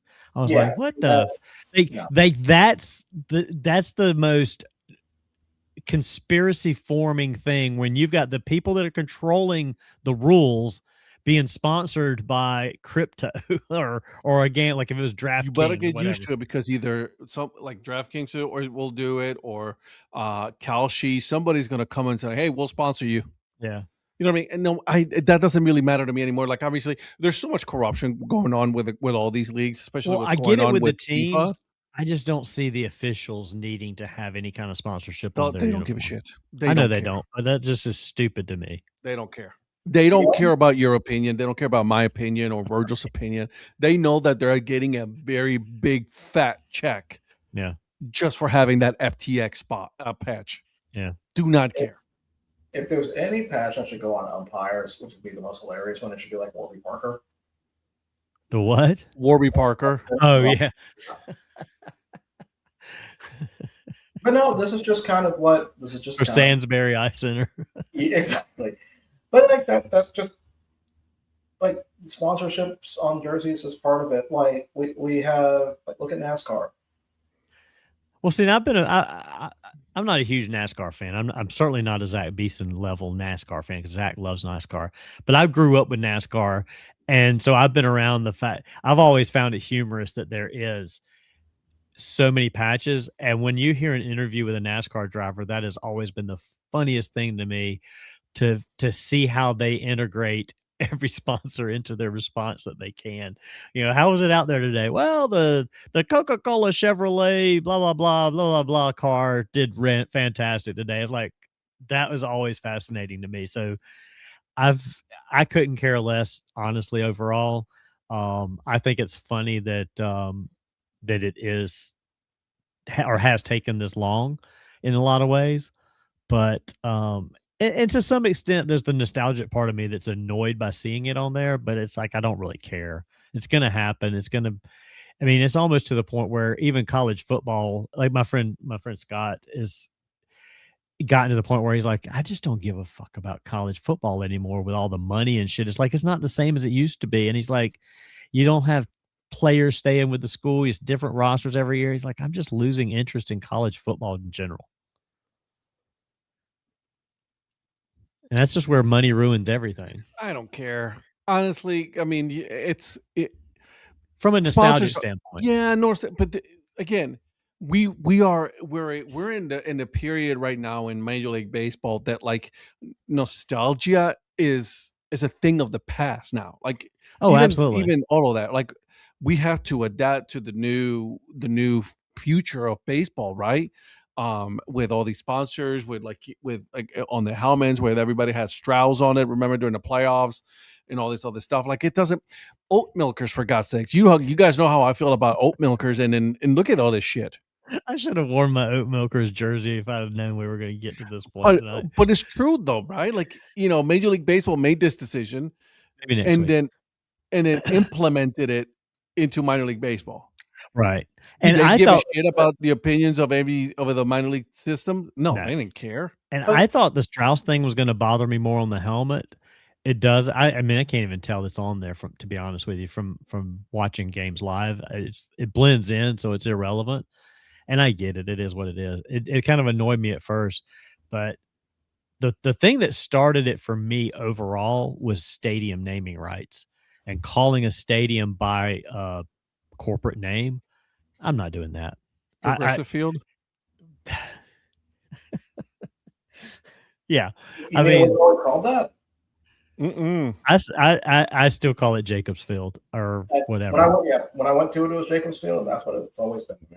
Yeah, I mean, most of the time when I talk about a stadium, I will call it for the most part, not every time, because I still call Bank of America Stadium in Charlotte Bank of America Stadium because that's just what I've known it as from the start. But why is this such a big deal? it's like I will be like, the Astros Stadium or the Dodger Stadium or whatever. Like, I don't care about like Lone Depot Park, and that's Marlins Park to me. I just call it by the team name. See, I know them as Lone Depot Park. Right. So most people But don't it doesn't I don't know bother me. what sponsors even sponsor some of the teams. Tropicana Field. I'm not call it calling Tropicana Field. I'm not going to. Well, yeah. I mean, Tropicana Field has always been kind of Tropicana Field. Like to me in Houston, it was always no longer Minute Maid Tropicana Park. Field, right? I don't think they're Tropicana anymore. But and like when you see a game at Arrowhead and it's called Geehaw, whatever, I'm like, Bless you. it's Arrowhead. I know, right? Nope, still Tropicana Field. Levi Yeah, Stadium. It doesn't bother me. There are some that the sponsorship is like, that's just what it's known as.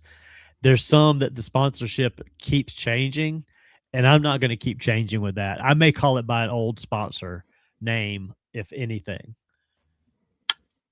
or I'll just call it by the team if I don't know what the sponsor's name is, because I'm not going to keep changing when the naming rights change every time. Yeah, it doesn't. People say it bothers me. It bothers me. It doesn't bother me anymore. Like I'm so like I don't know what the Steelers play in now. It's Heinz Field to me, but it's not Heinz Field anymore. It was Acrisure. Like I'm not going to be like, oh, I can't wait to watch that game at Acrisure Field tonight. Like, screw that. Where are you going? Nothing's going to compare to the KFC Yum Center. That's true. That's true. That is a good one there. Exactly. That's one of my favorite ones. Yeah, that's a good one in Louisville for sure. Yeah, it doesn't. Yeah, it's the Steelers. Is Acrisure. It's an insurance company.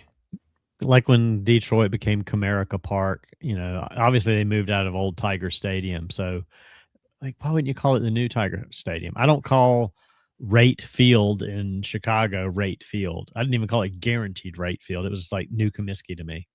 Yeah, so for me, if I've been there and that's what it was called, that's the name I go with. So to me, it is Comerica because that's what it was when I was there. Right. So some of them I'll go with. Some of them I'm like, y'all are funny. Y'all are funny. It's like, get off my lawn. It's always going to be Jacobs Field to me. Like that in Cleveland, like they have this big thing. It's like, it's always going to be Jacobs Field. Bro, get over yourself. No one cares that your opinion is that it is going to be Jacobs Field. Nobody cares. Well, most of the ones like that are the ones I just don't know what the sponsor is anymore because it's changed. And I'm like, are you sure? Because Cleveland has made a pretty good job at making sure that they have their name sponsor. I don't want to call it Progressive Field because that triggers Patrick. So no, I don't mind. I mean, I'll call it Progressive Field sometimes too, but it still kind of feels like it should be called the Jake. If I go back to it, I'll call it Progressive. Jacobs Field, he used to be the owner. Does he own the team? man. then fuck it. He's out. Bye. Progressive Field. See, that's the thing. Like, I do like my energy is not going to be spent on somebody on a name. Yeah. Cleveland Brown Stadium is no longer Cleveland Brown Stadium. Okay. It's Huntington Huntington Field now. See, I wouldn't have known that. I'd just be like, where the Browns play. After the Columbus Clippers?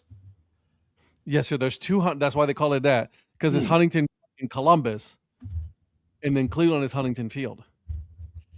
Well, that's like with the Segra. There's Huntington Stadium. Segra Park here in Columbia for the Fireflies, and it's Segra Stadium in Fayetteville for the Woodpeckers. I'm sorry. No, Donnie, for someone who, as a purist who has been the Columbia Fireflies the inaugural season, it will always be known as Spirit Communications Park. Thank you very much. Very true. I still have a picture where they had Spirit Communications on the top. I need to find that because I just wanted to. I like that one. I actually have, and I actually took this out of a building that Segra has because they took it off the wall and just stuck it in a closet. There's actually an artist rendering on a piece of it's like a hard plastic, HDF kind of plastic. I think that thing's about 4 foot by 2.5 feet tall. Artist rendering of Spirit Communications Park when it was first designed, and they had it hanging in one of their offsite, what they call a pop site, where they have fiber hub site. Mm-hmm. And I was like, damn, that's pretty cool. I always liked it when I go in there and see it hanging on the wall. And they had a huge round one with the Fireflies logo on it. They still had the Firefly one on the wall, but because it changed to Segra and it's not Spirit Communications anymore, they just took that one off the wall. So I was like, well, I'm going to take it home with me because ain't nobody else going to take it. I got to go through my old pictures and find that because I think they're on the other computer. I'm sure I have some as well. I know them as Segra Park. Yeah. Like I said, a lot of them I do call by their name, but there's some stadiums that I'm not going to frequently that I don't know what the name of the sponsor is, and I just call it by the team name because I'm not going to take the time to look up who sponsors it. Okay, so Ed, what's Asheville? No one cares. Whatever their ballpark is, whatever the sponsor is. Hey, what's it? Hey, I always say, hey, where the Asheville Tourists play. Well, see, that's always been McCormick Field, and now it's got a sponsor name to it, and I'm not going to ever call it by that. It's McCormick Field to me forever. Get off my lawn. Sorry. He'll say that until Progressive Field becomes Banana Ball Field. Then he'll really change his opinion. No, I'll just say where the Cleveland Guardians play. Banana Field is not going to be never that. So just let's be honest about that. They rather sponsor something else that's a lot more successful than Cleveland. So let's not and say we did. You know what I mean? So there's no chance they're going to have an Art Modell Stadium there or anything like that. Not a chance in fucking hell. Hell will freeze over before they do that. They already named the stadium Art Modell Stadium. It's in hell. They will rename it to Art Modell Stadium, and then the next day they'll implode it. Oh, wow. With it. I don't care. You know what's funny, though, is Art Modell caught way more hell for moving to Baltimore than the Ursays ever caught for moving to Indianapolis. Which is funny to me because they both did the same thing. They both packed up and moved. Yeah, but the Ursays did it so long ago, though. But they still own the team. That's what's crazy. Is they still own the team, even though they moved it. Modell owned the team for a while, and then he didn't. Yeah, man, fuck Modell. First of all, it's not bullshit right there. I think it's also because it was so so much in the news, right? And then they got sued, and then he lost the naming rights to the team name, the history, all of that. Yeah. So he lost everything. Right. Yeah, I think that one was just messier in general. That's why. Yeah, that's true. A messy divorce. Yeah. Bolton was like, "Oh, okay, well, we lost our team," and then they got a new team. let's not get started on this, but nothing bugs the hell out of me more than a team leaving and then a city getting another team. And I will like- never accept any apology from it. Like, oh, and I know you lost. Man, fuck Baltimore, okay? Right. Fuck the Ravens. Like 100%. I hope they leave. If they ever they lose, I'll be the first one to party if they leave Baltimore. I do not care. Yeah. I mean, the Hornets moving to New Orleans was the stupidest thing for me ever. And then they give them a new team after a stupid name, after their owner. And then eventually they give them back the Hornets name. But it's like, you've already just screwed this franchise. So here's the thing, though. Here's something that we don't talk about it. Why the whole Cleveland move was a lot more prominent than Baltimore. That Cleveland team was so good in '95. Oh, that's true. Yeah. Yeah. You know what I'm saying? It was like that was a Super Bowl contending team, Right. right? And then he just up and left because he didn't get his way of a stadium. Right. But he should have waited a couple of years. And then the Baltimore Ravens goes on and wins the Super Bowl, right? So that's why like no one will ever say, anything good about our Modell or the Modell family. Right. Well, we talk about teams coming back to cities after leaving. I wonder how the NBA is going to work with Seattle. Yeah. Doesn't Oklahoma own all of the Seattle history and all that, or did they do the same thing as Cleveland did? I don't know. I don't know where they stand on that. I kind of want. The reason why I'm asking is because I'm wondering: is there a set amount of time where it's okay? I think Seattle should be the Supersonics. I mean, I think they should be the Supersonics. Yeah. I don't think they should like inherit the history of the Supersonics I think to they the should. new team. I think they should. I think they should. It's the same thing as Cleveland. Same thing Well, as Cleveland. I mean, I guess the city owns the history more than the team does. I get that. Give all that history to Seattle. Give all that back. All their Hall of Fame players, all of that stuff. They're like they earned their stripes in Seattle. They didn't earn their stripes in Oklahoma. They earned it in Seattle. Yeah, I guess the history should stay with the city. Now that you say that, yeah, you're right. Same. You know what? This is a great time to talk about this. Same thing with Tampa Bay Rays, right? The Tampa Rays. Yeah. What happens if the Tampa Bay Rays leave? Are they going to leave the Rays moniker and all of that in Tampa? Right? And then wherever they go, become a new team? Well, do you think, even though they're a different name, look at Tennessee and the Oilers? First of all, fuck Tennessee and that bullshit that they try to play with the Houston teams, the Cougars and all that.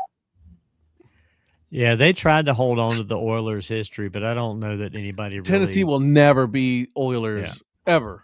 Well, technically, they were the Oilers for the first year, so because they didn't have a choice. Yeah. In fact, I remember going to see the Tennessee Oilers play. They were playing at Vanderbilt's Stadium. Oh wow! So yeah, I got to see an NFL game at Vanderbilt Stadium. Nice. Yeah. So. Yeah, it's kind of weird because if you think back, like when the Braves moved from Milwaukee. Hank Aaron still kind of had. That's what's funny though. Hank Aaron kind of created the crossover because he went back to the Brewers. So he had a history with the Milwaukee Braves and a history with the Milwaukee Brewers. So it kind of muddies that one a little bit. Because I don't think the Brewers own the Milwaukee Braves history.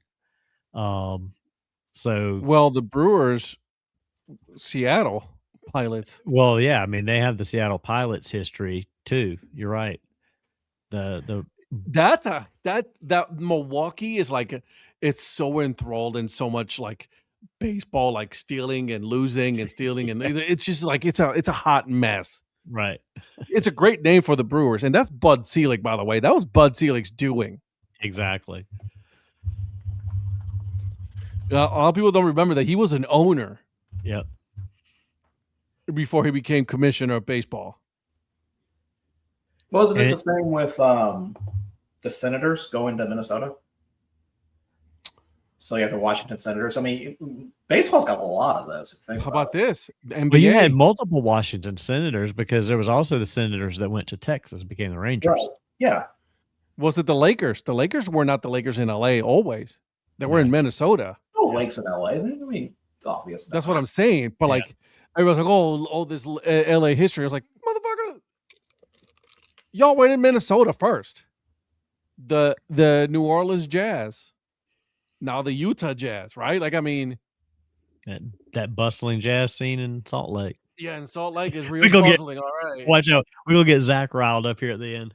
I don't know about you guys, but whenever we go to Utah for that baseball trip we were supposed to take, I'm looking forward to seeing what the Jazz seems like over there. Oh, I'm sure it's going to be nice and great.